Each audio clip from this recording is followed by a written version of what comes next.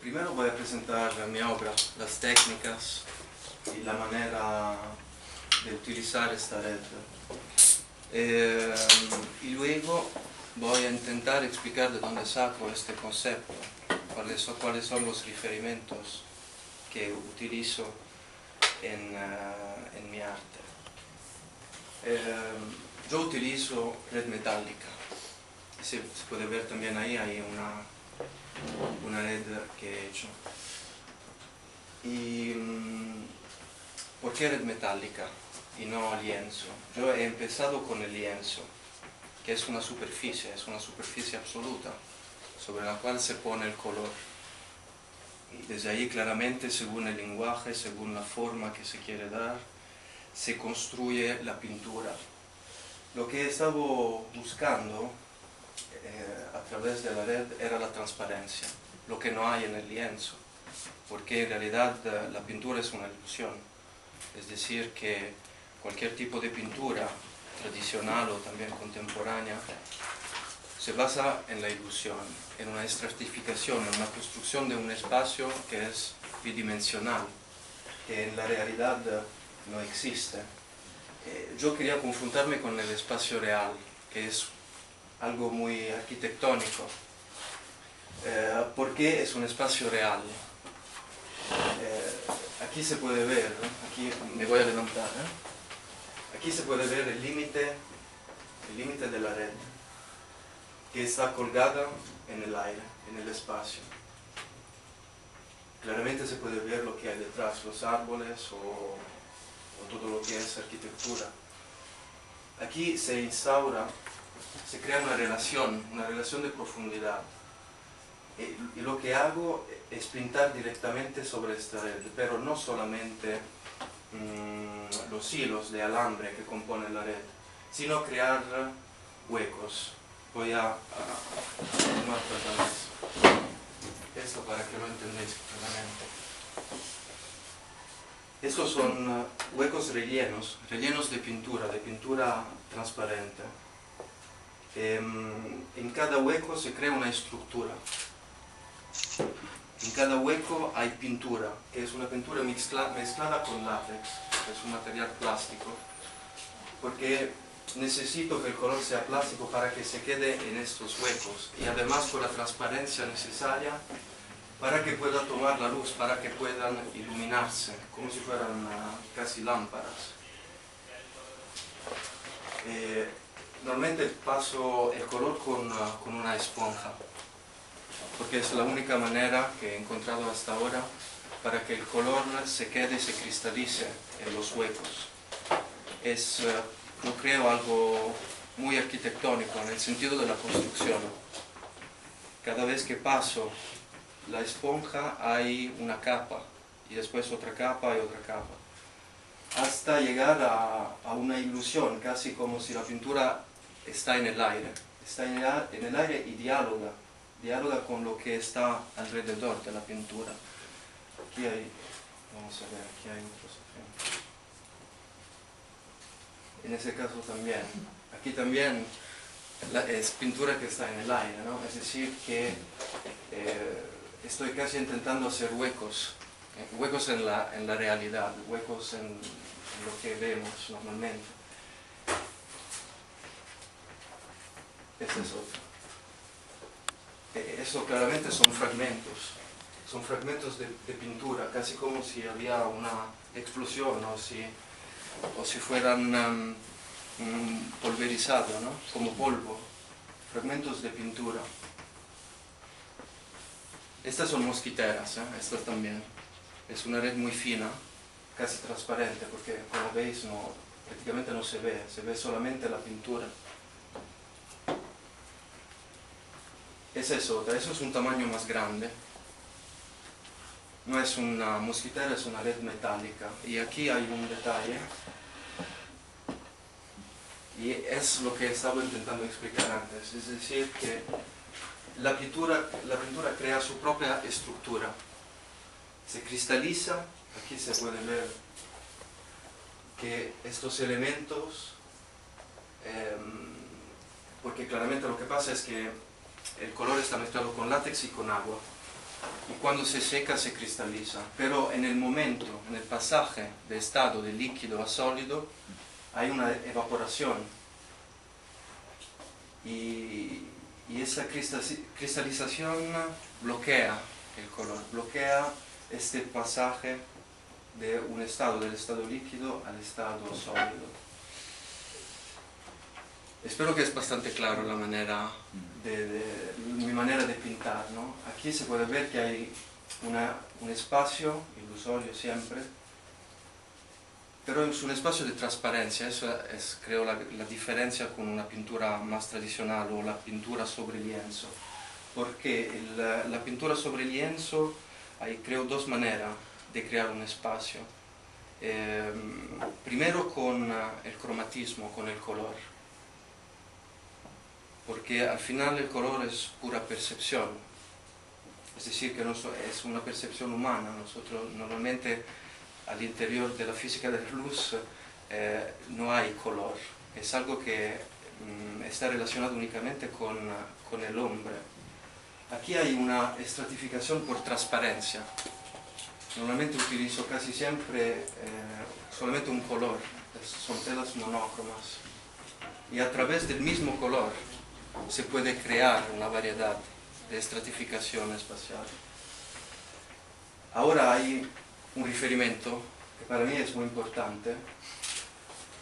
Esa es otra vez. Y es este pintor. Se llama Mark Rothko, es un pintor de la Escuela de Nueva York, es un expresionista abstracto. Y para mí esto, por lo menos para mí, fue fundamental, porque por la primera vez, creo, en la historia del arte, aquí ocurre algo de muy diferente de todo el tipo de pintura que había existido antes. Una pintura que se basaba en la perspectiva, en la creación del espacio ilusorio sobre un lienzo. Aquí crea un espacio que es cromático, es decir, que cada uno de los colores que hay sobre el lienzo tiene su propia onda cromática. Y cuando se mira, lo que pasa a través de los ojos es que se crean diferente profundidad, simplemente porque las olas cromáticas de cada color es diferente, desde el más claro al más oscuro. Realmente son pinturas muy complejas. Él amaba mucho la literatura mitológica griega. Toda su pintura está relacionada a la manera de ver las cosas y a la relación que hay entre la pintura y el hombre. Es una relación casi de contemplación. Claramente el primer acto, cuando se ve la pintura, es casi que estas formas geométricas están en el aire. Eso es importante. Como si había una ausencia, ¿no?, de gravedad. Pero una vez que se miran, se tiene que acercarse. Y estas pinturas se tienen que mirar a 40 centímetros. Es decir, que se tiene que estar casi dentro de la pintura. Son pinturas muy grandes. Son casi arquitectónicas ellas también. Porque es como si la pared viene hacia nosotros, ¿no? ¿Dónde está la revolución? Yo creo, en este caso. Porque claramente no utiliza la perspectiva. La perspectiva es un sistema de representación que nos invita a entrar en el cuadro. Es decir, que nosotros miramos el cuadro desde fuera, somos observadores, y miramos y especialmente leemos la pintura tradicional, como es de Leonardo da Vinci o Michelangelo. Son pinturas casi literarias, simbólicas. Es decir, que si no se conoce lo que hay detrás de esta pintura, lo que está intentando comunicar la pintura, que es casi un libro, pues va a ser difícil entender plenamente la pintura, porque hay un filtro, eso es importante, la idea del filtro, hay un filtro cultural de conocimiento, ¿no? Aquí no, porque en los años 50 hay toda una experimentación sobre nuevo tipo de lenguajes, ¿no? El lenguaje de la comunicación. Y hay un grado cero, es decir, que esta pintura no está intentando comunicar nada, es solamente puro color. Claro, hay una técnica muy particular, porque son capas muy finas de color. Es algo muy metafísico de una manera, porque en realidad es una frontera, lo que está diciendo Rothko, el pintor. Es una frontera entre la interioridad y la exterioridad. Es un vehículo, es un medio a través el cual se puede llegar a otra dimensión, una dimensión más espiritual, es esto que él creía. Solamente a través de este vapor de color, porque al final parece vapor, ¿no? Y se puede ver a través de estas capas el color que hay detrás, es decir, hay una gran profundidad, casi como si somos sumergidos de color. Eso lo voy a relacionar con una cosa. Voy a intentar ser muy sintético y este concepto no lo ha inventado él. Él viene de una tradición, era lituano, de origen rusa, y está relacionado con la tradición de los iconos que tienen estos fondos de oro, ¿no? El brillo, y más o menos está relacionado con esta estructura, que es la basílica, en este caso, de San Marco, en Venecia, que es de época paleocristiana.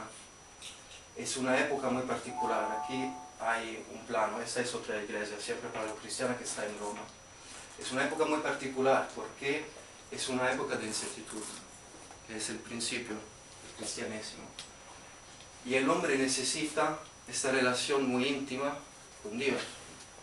Y lo que hace aquí, bueno, no se ve claramente, porque las imágenes no se ven claramente, pero lo que pasa es que, y se ve también con los planos, es que los hombres se encierran.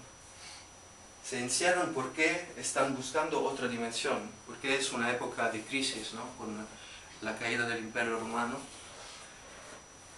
y se intenta estructurar una nueva sociedad, que será después, ahora voy a hablar del gótico, que será la sociedad que se basa, ¿no? En nuestra sociedad también, en la época contemporánea.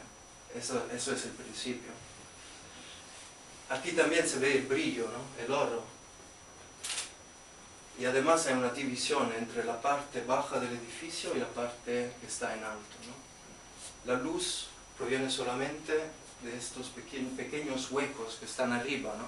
Como si la luz fuera un elemento divino, pero está sobre nuestra cabeza, ¿no? Nosotros estamos aquí en la oscuridad. Y las paredes son paredes, ¿por qué? Porque en realidad es como si el hombre necesita encerrarse en sí mismo para poder llegar a la trascendencia, ¿no? Y ahora esto no tiene nada que ver. Esto es otra época, hay 200 años más o menos de diferencia. Primero el plano. Aquí está completamente encerrado, ¿no? Esos son muros, son paredes.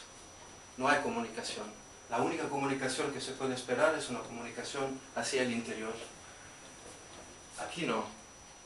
Aquí no hay más paredes. En el gótico de estructura desmaterializa la idea de pared, de estar cerrado, ¿no? Y fragmenta. Aquí vuelve la idea del fragmento. Porque es ya una sociedad muy estructurada. Aquí, en este periodo, ya han pasado muchos siglos desde el principio del cristianismo. Y la sociedad, que es la sociedad de la Edad Media, es una sociedad muy estructurada. Ahora lo importante es la comunicación con la ciudad. No es más la búsqueda de la interioridad, pero a través de la interioridad comunicar, y es esto, el signo, el vacío que hay en el medio, entre